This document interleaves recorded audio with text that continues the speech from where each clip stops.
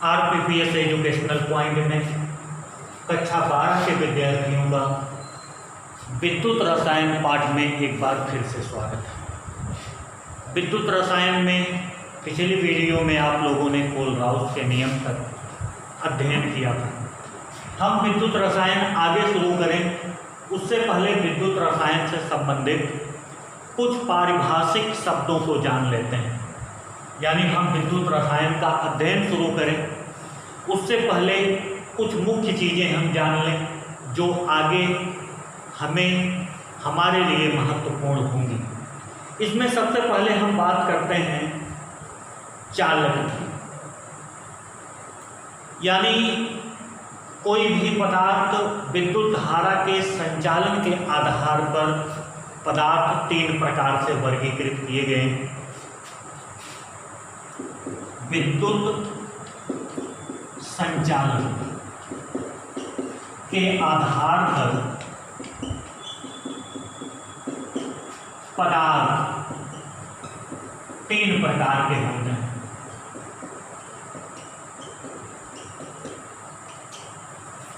पहला आपको मालूम है जिसको हम कहते हैं चालक यानी कंडक्टर, जिसको सुचालक भी कहते हैं। चालक का मतलब वे पदार्थ जिनमें से होकर विद्युत प्रवाहित हो सकती है। वे पदार्थ जिनमें से होकर विद्युत प्रवाहित हो सकती है उसे चालक कहते हैं। कोई आपसे पूछे चालक किसे कहते हैं तो आप बताएंगे कि जिनमें से होकर विद्युत प्रवाहित हो सके चालक कहलाता है। जैसे आपसे कोई उदाहरण पूछे तो आप बताएंगे silver, gold, aluminium, copper, iron और तमाम NaCl, KCl, ये मान लेते हैं गलित या विलयन, ये गलित अवस्था में हो या विलयन में, ये सब हैं चालक। अब देखिए यहाँ हमने ब्रेकर लगा दिया, इसका मतलब चालक भी 2 प्रकार के होते हैं। चालक कितने प्रकार के होते हैं? 2 प्रकार के। पहले को हम कहते हैं इलेक्ट्रॉनिक या धात्विक चालक। इलेक्ट्रॉनिक या धात्विक चालक पहला ये, ज़्यादातर हम लोग इसी को ही चालक समझते हैं। धात्विक का मतलब ऐसे चालक जिनमें विद्युत प्रवाह के उपरांत भी कोई रासायनिक परिवर्तन नहीं होता। ऐसे चालक जिनमें बिना किसी रासायनिक परिवर्तन के विद्युत धारा का प्रवाह हो सकता है इलेक्ट्रॉनिक चालक कहलाते हैं। ऐसे चालक जिनमें बिना किसी परिवर्तन या बिना किसी रासायनिक परिवर्तन के विद्युत का प्रवाह हो सकता है इलेक्ट्रॉनिक चालक कहलाते हैं। इलेक्ट्रॉनिक चालकों में विद्युत का प्रवाह इलेक्ट्रॉनों की गति के कारण होता है। इलेक्ट्रॉनिक चालकों में विद्युत का प्रवाह किसके कारण होता है? इलेक्ट्रॉनों की गति के कारण। अर्थात यदि इलेक्ट्रॉन गति करेंगे किसी पदार्थ में तो उसमें विद्युत का प्रवाह होगा। यदि इलेक्ट्रॉन गति नहीं करेंगे तो विद्युत का प्रवाह नहीं होगा। जैसे धातु में जितनी भी धातुएं हैं और मिश्र धातुएं हैं ये सब इलेक्ट्रॉनिक चालक के अंतर्गत आती हैं। जैसे सिल्वर है, गोल्ड है, प्लेटिनम है, तांबा है, एल्युमिनियम है, आयरन है, तमाम धातुएं। ये सब धातुएं कैसी हैं? धात्विक चालक, क्योंकि इनमें विद्युत का प्रवाह बिना किसी रासायनिक परिवर्तन के होता है। आप लोगों ने इलेक्ट्रिक वायर देखा होगा, विद्युत तारों को, वहाँ जितना मोटा पहले था उतना मोटा उसी तरह का आज भी बना हुआ है। इसका कारण ये है कि विद्युत प्रवाह के बाद भी उसमें कोई परिवर्तन नहीं हुआ, लेकिन उसमें धारा का प्रवाह क्यों हुआ? इसलिए हुआ क्योंकि उसमें इलेक्ट्रॉन गति कर सकते हैं। आप कहेंगे लकड़ी में धारा प्रवाहित नहीं होती, क्यों नहीं होती? क्योंकि उसमें इलेक्ट्रॉन गति नहीं कर सकते। तो जिनमें इलेक्ट्रॉन गति कर सकेंगे वो विद्युत धारा का संचालन कर सकेगा, वो धात्विक चालक होगा। तो इलेक्ट्रॉनों के कारण जिनमें चालन हो वो धात्विक चालक। दूसरा होता है विद्युत अपघटनी।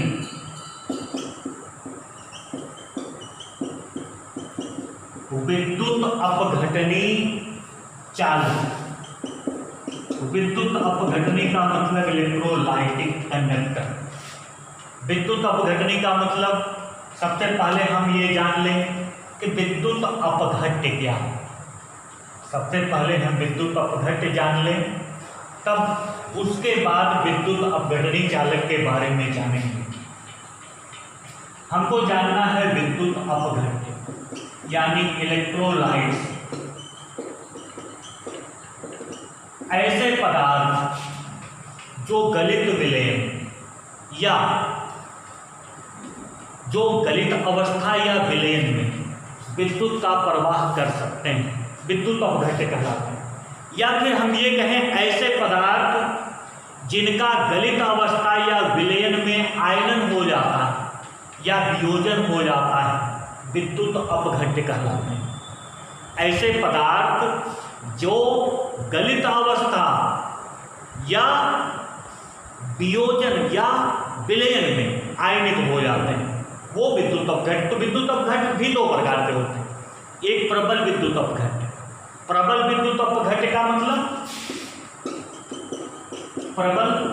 प्रबल का मतलब जिनमें आयनन की दर अधिक होती, ऐसे विद्युत अपघट्य जिनमें आयनन की दर अधिक होती प्रबल विद्युत अपघट्य कहलाता है। जैसे सभी प्रकार के लवण NaCl, KCl, Na2SO4 जितने भी लवण हैं, फिटकरी है, सब प्रबल विद्युत अपघट्य।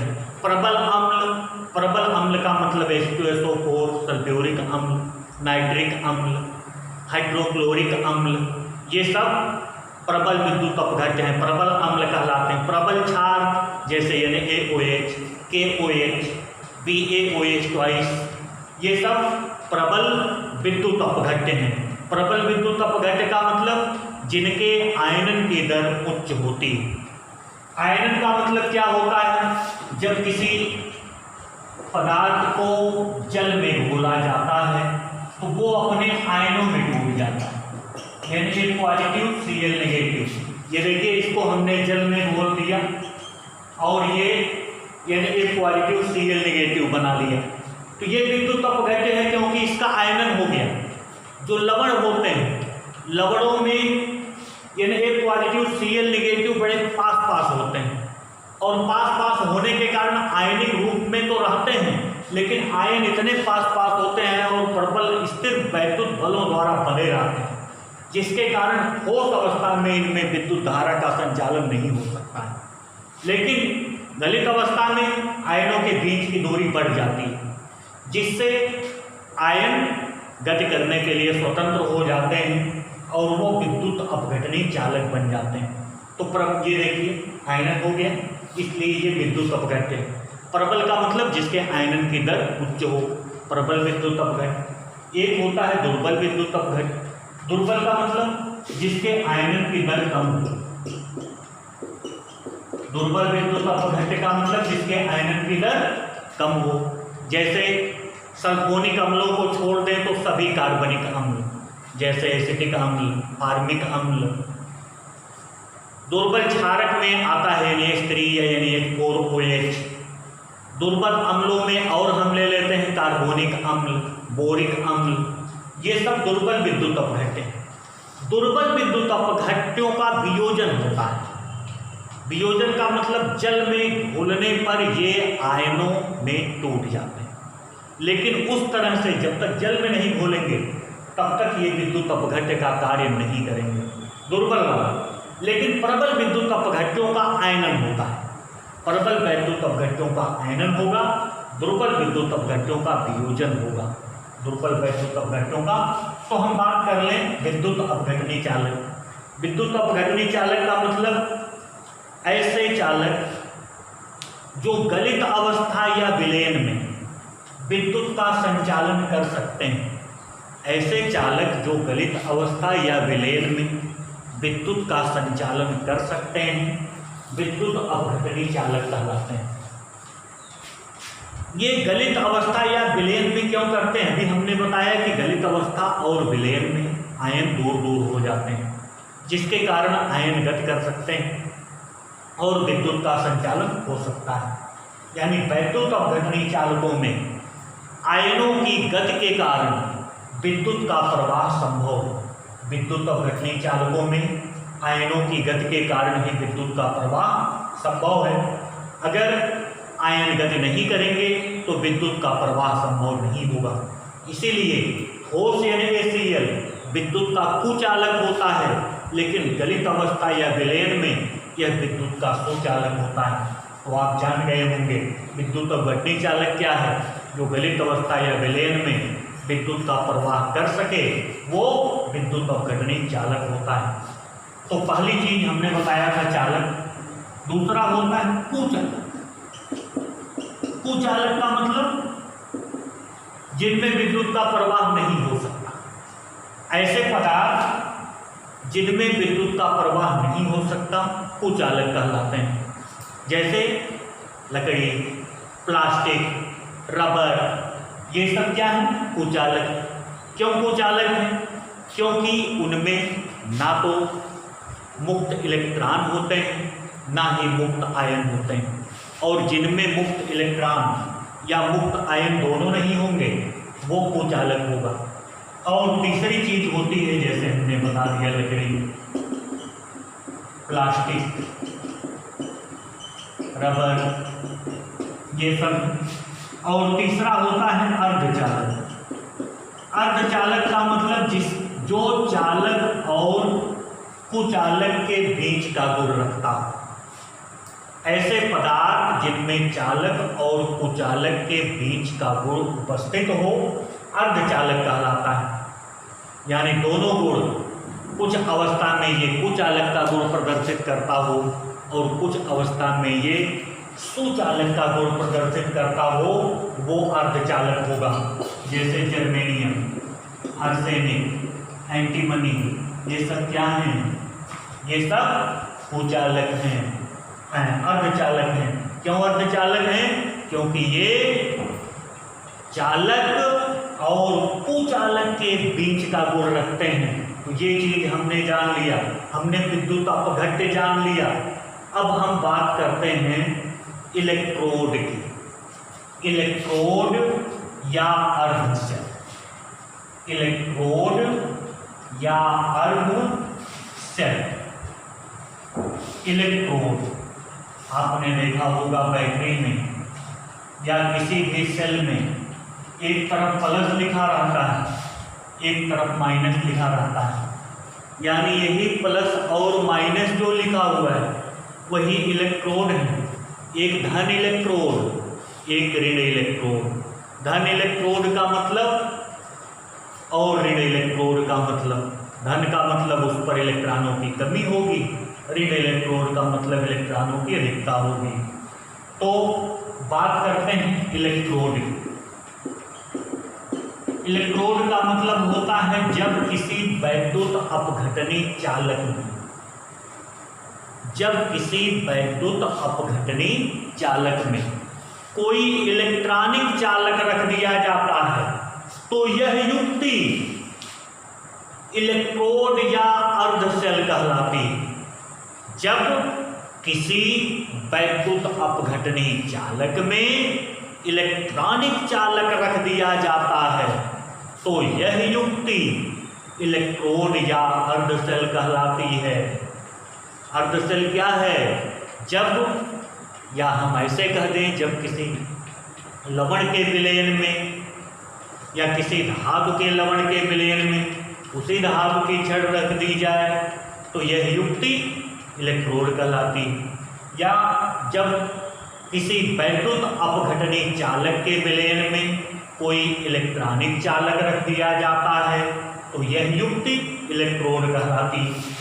जैसे मान लीजिए ये एक पात्र है, इसमें कोई वैद्युत अपघट्य रखा हुआ है, वैद्युत अपघट्य का विलयन।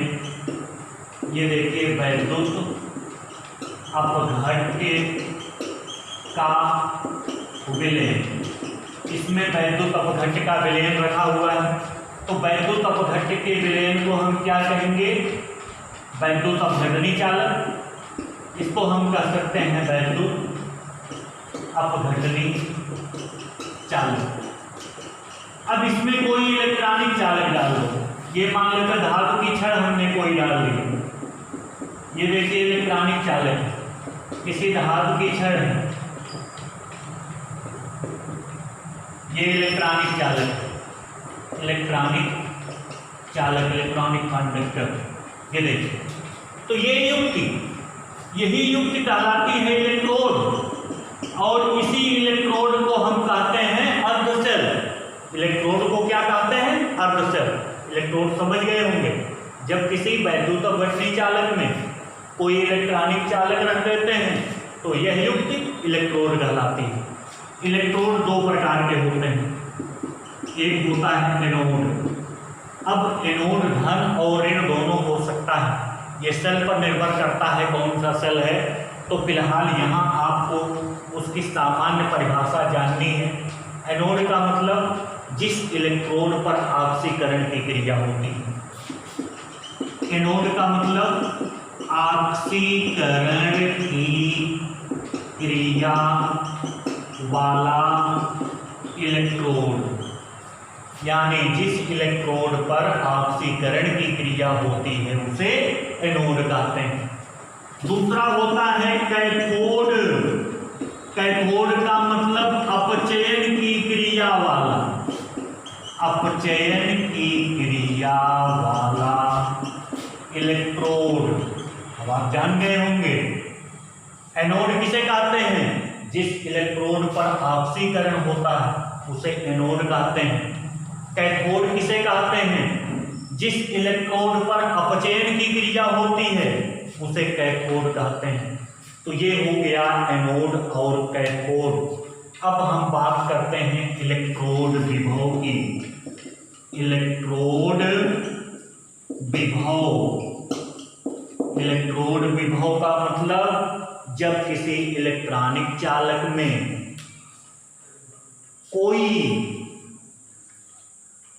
जब किसी वैद्युत अपघटनी चालक में कोई इलेक्ट्रॉनिक चालक रख दिया जाता है तो दोनों की सतहों के मध्य एक विभवांतर उत्पन्न हो जाता है।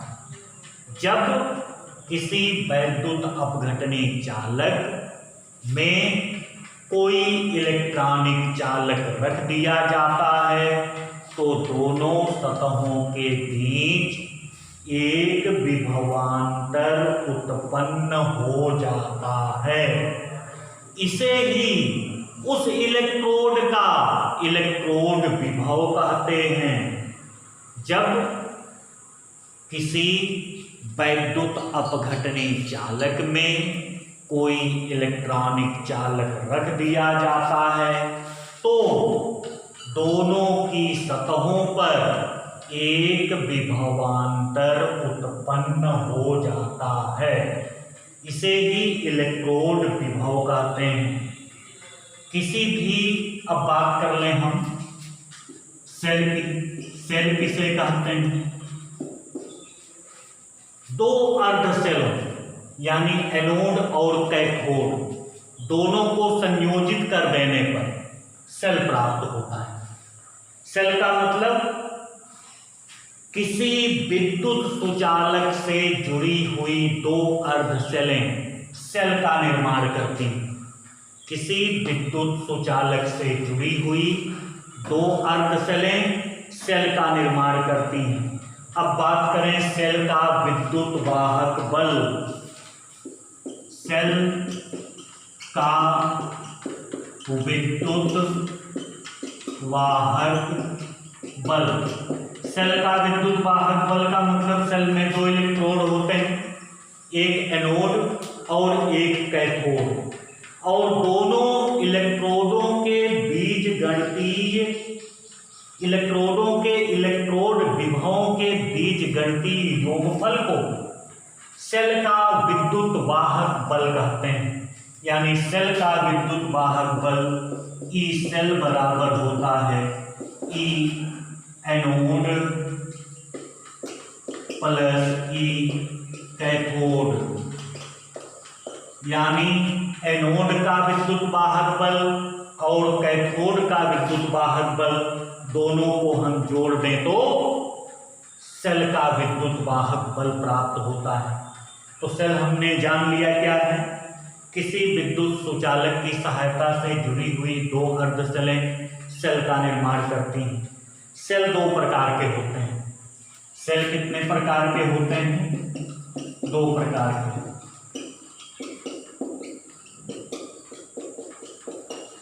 पहला है वैद्युत अपघटनी सेल।